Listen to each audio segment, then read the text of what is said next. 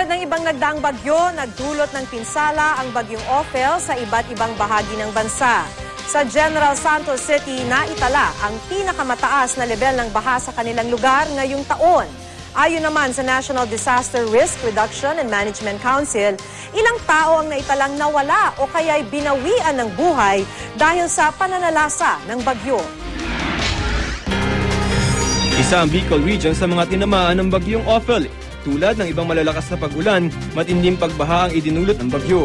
Tulad sa bayan ng Pili at Pula, kung saan umabot sa tuhod ng baha sa ilang lugar.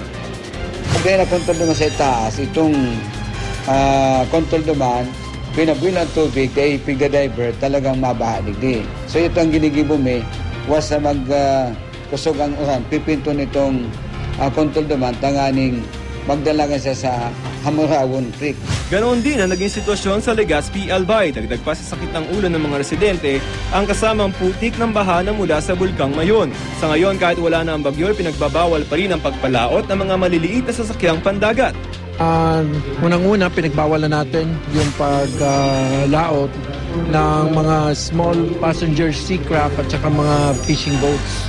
Pangalawa, paulit-ulit na sinasabi na huwag hong tatawid sa mga ilog. Naramdaman din ang bagsik ng bagyong Ophel sa Davao. May 30 bahay malapit sa dagat ang binaha at hinampas ang malalakas na alon sa Barangay Duterte at Barangay Leon Garcia. 2 bangka rin ang nasira matapos sumalpok sa seawall nung kasagsagan ng bagyo. Sa Tagum City, Davao del Norte naman, may mga bubong na bahagyang natuklap dahil rin sa malakas na hangin. Natumba rin ang signage sa gilid ng kalsada at may nabawal pang puno na nagdulot ng brownout sa lugar. Daan-daang pasahero naman ang nastranded sa mga pantalan sa Iloilo. Isinailalim kasi sa Public Storm Warning Signal No. 2 ang probinsya sa kasagsagan ng bagyo. Ang Philippine Coast Guard naging mahigpit sa pagpapatupad ng mga panuntunan para raw walang madisgrasya. Balik normal naman na sa ngayon ang operasyon ng mga pantalan doon. Sa General Santos City naman, isinailalim sa state of calamity ang 11 purok sa Barangay Lagaw dahil sa pinsalang tinamumula sa bagyong Ophel. Ito na raw kasi ang pinakamataas na level ng baha na naranasan sa probinsya. Miyerkules ng gabi napilitang lumikas sa mga residente dahil sa mataas na baha. Umapaw kasi ang isang irrigation canal, dahilan para gumuho ang isang bahay.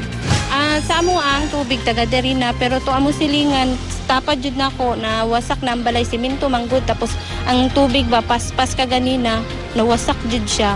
Agad naman nagsagawa ng declogging operation ng mga otoridad. Mabilis ring humupa ang baha kaya nakauwi na rin agad ang mga lumikas na residente. Wala namang naiulat na nasaktan.